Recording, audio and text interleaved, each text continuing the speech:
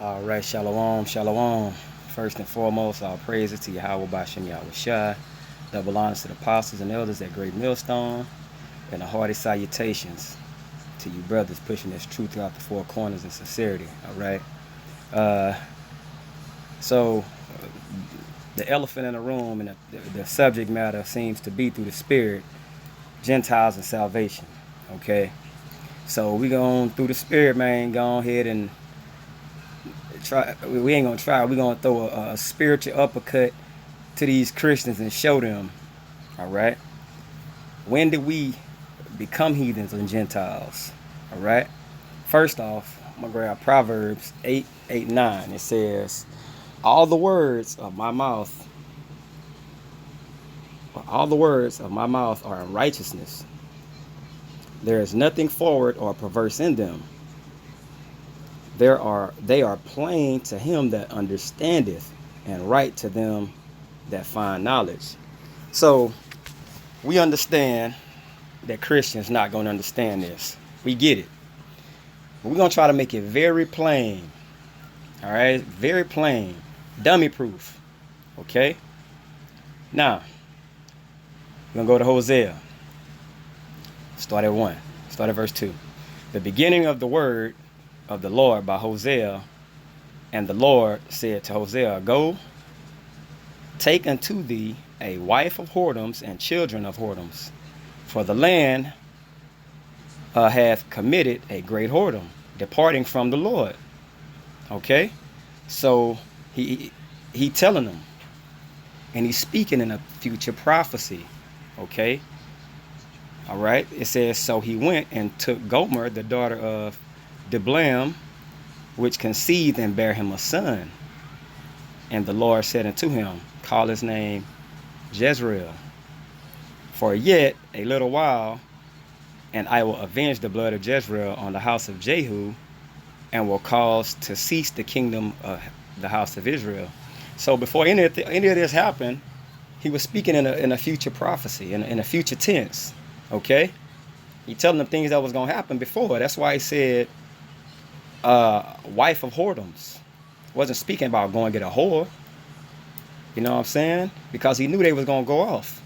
And that's why I tell you that I will avenge the blood of Jezreel upon the house of Jehu, and will cause to cease the kingdom of the house of Israel, because they were going to be wicked. Okay, it says 5, "And it shall come to pass at that day, I will break the bow." Okay, if you have a bow, it says of Israel in the valley of Jezreel. Okay, it says, "And she conceived again and bare a daughter." All right, "And the Most High said unto him, Call her name Laruhamah, for I will no more have mercy upon the house of Israel." So these people are a representation of people. Okay, it says, "But keep in mind, the seed goes through the father." And he's telling you, I'm not going to have mercy upon this people no more. Okay? It says, "I will utterly take them away. But I will have mercy upon the house of Judah, and will save them by the Lord their God, or their power, and will not save them by bow, nor by sword, nor by battle, by horses, nor by horsemen." Okay, because Yahweh Shai had to die. Okay, for them to come back. Now, so keep in mind, speaking of Israel and Judah. So in here we got Israel and Judah. Israel was going to be put away. Laruhamah, and then later on down there's a son, Loami, I think his name was. You know, but he said he was going to put them away. Okay? Now we're going to go to Amos. Judah went off also. "Thus saith the Lord, for 3 transgressions of Judah, and for 4 I will not turn away the punishment thereof, because they have despised the law of the Lord, and have not kept his commandments, and their lies caused them to err after the which their fathers have walked." So Judah, that's why when you got Jezreel and Jehu, said they're going to be saved also. You know, but he said he was going to have mercy upon Judah. Okay, so first and foremost, we know that it was going to be a falling away of the breaking of the bow of the one tribe. There will become two. Okay, all Israel. All right. Now, this is First Kings, chapter 20, 20 24. It says, and it came to pass when all Israel heard that Jeroboam was come again, that they sent and called unto the congregation and made him king over all Israel. There was none that followed the house of David, but the tribe of Judah only. Okay, so all of Israel, just like we read in Hosea, it was going to be a breaking away. Now we see that the tribes are following Jeroboam. It says, there was none that followed the house of David of Israel, but the tribe of Judah only. Okay, so here we're going to witness the split that it was speaking of, future prophecy. And when Rehoboam was come to Jerusalem, he assembled all the house of Judah with the tribe of Benjamin, 184,000 chosen men, which were warriors to fight against the house of Israel, because they went off. They were following idols. Okay, now let's check this out. This is Judah and this is Israel, southern and northern kingdom. It says that they had warriors prepared. Okay, it says to bring the kingdom again to Rehoboam, the son of Solomon, all with Israel. But the word of Yahweh Shemaiah Shah came into Shemaiah, the man of Yahweh Shemaiah Shah, saying, speaking to Rehoboam, the son of Solomon, king of Judah, and unto all the house of Judah and Benjamin, and the remnant of the people, saying, thus saith the Lord, ye shall not go up nor fight against your brethren, the children of Israel. Return every man to his house, for this thing is from me. They hearkened therefore unto the word of the Lord, and returned and departed according to the word of the Lord. This is when the northern tribes became Gentiles. Okay, this is when they became Gentiles. All right, he said, don't fight them. It was already prophesied that I was going to carry them away because of their idol worship and their whoredoms. Okay, so that's when they became Gentiles. Let's get into it. This is Ezekiel 37. I'm going to start at 16 through 19. It says, moreover, thou son of man, take thee one stick and write upon it for Judah and for the children of Israel. Now, each three sayings that I read was always Judah and Israel. Okay, the falling away. Now it's saying one stick. So this is what's another future prophecy that's going to happen, and it's taking place today. It says, and write upon it for Judah and for the children of Israel, his companions. Then take another stick and write upon it for Joseph, the stick of Ephraim, and for all the house of Israel, his companions. And join them one to another unto one stick, and they shall become one in thine hand. That's all 12 tribes that was split up coming back together. Okay, it says, and when the children of thy people shall speak unto thee, saying, wilt thou now shew us what thou meanest by this? Meanest by these? Saying to them, thus said the Lord Yahweh Shemaiah Shah, behold, I will take the stick of Joseph, which is in the land of Ephraim, and the tribes of Israel, his fellows, and put them with him, even with the stick of Judah.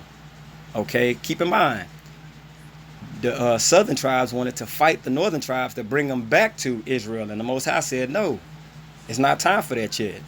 They're going to be Gentiles. They're going to be pushed away and carried away due to their idol worship, due to their whoredom. That's when they became Gentiles. Okay, now it says, and make them one stick, and they shall be one in mine hand. And I will make them one nation in the land upon the mountains of Israel. And one king shall be king to them all. And they shall be no more two nations. Two nations. You know why it says two nations? Because when the northern tribes fell away, they were no longer considered Israelites. They were considered heathens or Gentiles. Okay? That's why it says two nations. Plain and simple. Okay? It says, let me see. Neither shall they be divided into two kingdoms anymore at all. So they're coming together. Okay? Neither shall they defile themselves anymore with their idols, nor with their detestable things, nor with any of their transgressions, but I will save them out of all their dwelling places wherein they have sinned, and will cleanse them, so they will be my people, and I will be their power. Okay? Now, all Israel, tribes on the way, they're coming back together in these last days. Plain and simple. Okay? Now, check this out. This is another example of us falling away. This is Psalms 106:39. It says, thus were they defiled with their own works and went a whoring. There we go with whoring again. Like when we read in Hosea, it said go find you a whore and have some whore children. He was speaking through filling those women with seed, and the offspring of that seed, they were going to become wicked. They were going to be Israelites, but were going to become wicked and become Gentiles. Okay? It says, and with their own inventions. Therefore was the wrath of the Lord kindled against his people, in so much that he abhorred his own inheritance. Abhorred. Done away with for a short time. Okay? When you abhor something, you do away with it. You put it to the side. Okay? You do away with it. His own inheritance, and he gave them into the hand of the heathen. And what do you think?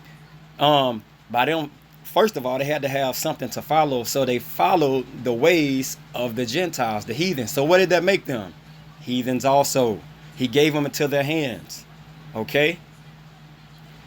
It says, and they that hated them ruled over them, just like today. Okay? Plain and simple. We're Gentiles today until we come back to Yahweh Hashem Yahushua. Now check this out. This is a key point in all this. This is Ephesians chapter 2, verse 12 through 14. It says that at that time you were without Hamashiach, being aliens, a stranger from the commonwealth of Israel. So who must it be talking to? You was a stranger from the commonwealth of Israel. That means you once were a part of Israel, but you fell away to idols, and then you became Gentiles. Okay? It says, from the covenants of promise, having no hope without Yahweh Shem Yahshua in the world. So it was a point in time that you fell away from the covenants and the promise, because you were no longer considered Israel. You were considered Gentiles. That's why it says that at that time you were without Hamashiach, being aliens from the commonwealth. You were strangers. He didn't know you. He didn't deal with you then. Therefore, henceforth, you became Gentiles. Okay? It says, but now in Hamashiach Yahushua, ye who sometimes were far off are made nigh by the blood of Hamashiach. So it was once upon a time that you were heathens, but this is when you were adopted back through the blood of Yahushua. You were a Gentile, you were a heathen. I counted you not my people, because I said it was going to come a time, the Ruhamah, where they were no longer my people. The southern kingdom wanted to kill him and fight him and bring him back to Rehoboam, but Yahweh Shem Yahshua was like, no, prophecy has to be fulfilled. They have to fall away and become Gentiles. So when Yahweh Shai get back, he could bring them back into the fold. It's a beautiful story. The movie is beautiful. Okay? It says, for he is our peace, who hath made both one, that one stick that bow that was broken, now they're put back together. It says, and hath broken down the middle wall of partition between us. Separation. Now we're back one. Okay, now we're back one. But just for people that still want to combat that, let's go to Gentiles. Okay, Gentile in the Bible dictionary, it says usually it means a non-Israelite people. Usually. Okay, so it will be like that in Genesis 10:5. And this is the definitions of when it says Gentile in Genesis 10:5. It says go away, kind of like they say goyim, the fake Jews, goyim, useless eaters. Okay, look at this. It says Gentile, heathen, nation, people. Okay, so this can't be the same Gentile as the Israelites. Let's see why. Not only is the definition, if all were Gentiles, this definition would be the same throughout the scriptures. So it lets you know it's a difference and a separation. Okay, Hellenists, Jews who made Greek their tongue, and with it often adopted Greek ideas and practices. That's what made them Gentiles. Okay? Simple. Very fucking simple. This is how they became Gentiles. Kind of like today. You have someone join a fraternity, throwing up Greek, Omega, Alpha. Are they really Greek? Omega and Alpha and all that shit? Think about it. No, the Israelites that took on the customs. Okay? Simple, bruh. Galatians 3:8, and this is a famous one that Christians like to go to. So we're gonna break it down and get into the understanding. When you look at Galatians 3:8, there's neither Jew nor Greek. Let's see.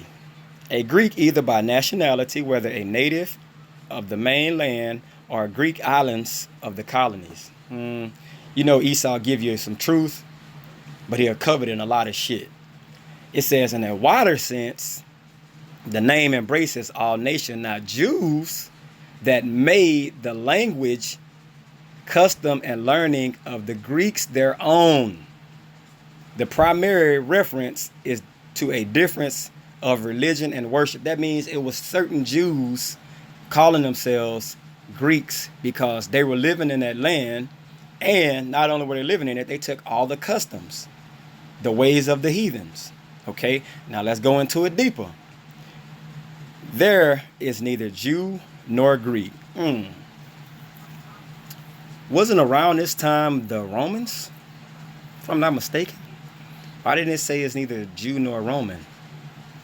Didn't the Romans had already taken the Grecians down? So why would it say it's neither Jew nor Greek? Jew nor Moabite, Jew nor Hamite, but just Greek? When the Romans was ruling? So we know something's fishy about that. It says, there is neither bond nor free, and Christians love to go to this scripture. There is neither male nor female, for we are all one in Hamashiach Yahushua. Now, let's go into this word Greek. Oh, shit. Look at what we have here in the Bible dictionary. Greece, Grecia, Grecians, Grecia. Is Greece the home of the Hellenes? What was Hellenes up here? Jews who made Greek their tongue, and with it often adopted Greek ideas. Christians, y'all got some explaining to do. These Greeks is telling you they were Hellenes. And look what it says. However, I'm going to read it over. It said, Grecia, Greece, the home of the Hellenes. Greeks and Grecians, however, are to be distinguished. Greeks are generally those of Hellenic race. That means they're Israelites calling themselves Grecians. Okay? It says, and probably, but the word may be used to indicate non-Jews, foreigners, aliens, because they weren't considered Israelites, because they took on the customs of the Grecians. That's why you have Helen there. Okay? Hellenist, Hellenic. Okay? But check this out. It says foreigners and aliens Grecians were Greek-speaking Jews, folks of the dispersion. Now let's go into that word dispersion and let's get some scriptures on that. Matter of fact, let me start this video over. Shalom.